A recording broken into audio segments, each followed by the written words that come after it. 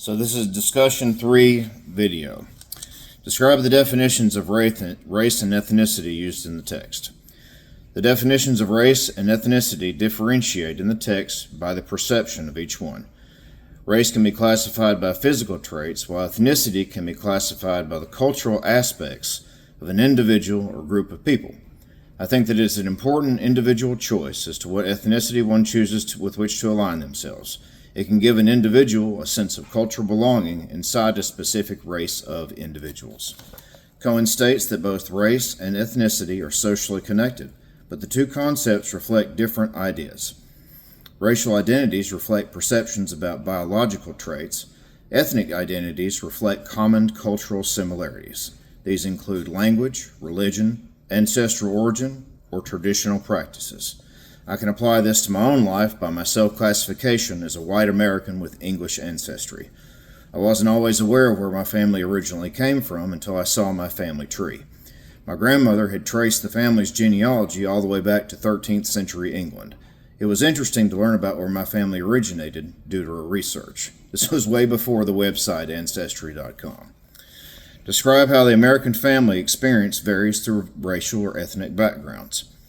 I believe that it differs due to the different values and belief systems from one specific ethnicity to the next. This experience as an American family is based on different traditions, belief systems, and values of each specific cultural ethnicity. There are different types of ethnicities within each type of racial demographic in an American society. For example, the Chinese ethnic part of the Asian American society. Cohen addresses 4 different ethnic minority groups in this chapter.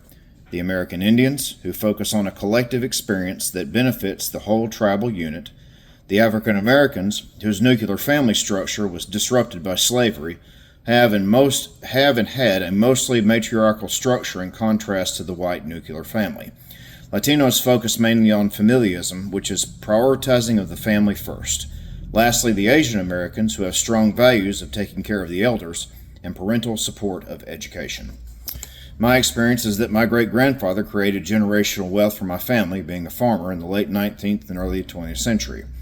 He provided land resources and livestock to the farmers in the Middle Tennessee area throughout the Great Depression. He was one of the main sources of working mule livestock in the Middle Tennessee area during this time.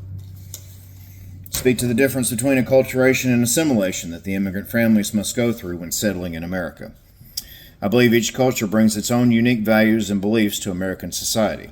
Generations of immigrants from many different backgrounds have brought their own influence on this country. That's why America is referred to as a melting pot. Over time, as the family becomes more ingrained into any new society, it has a chance of slowly moving away from its traditional roots, to have more respect for their ethnicity as part of their family history. Cohen states that acculturation is what happens when families acquire a new culture and language.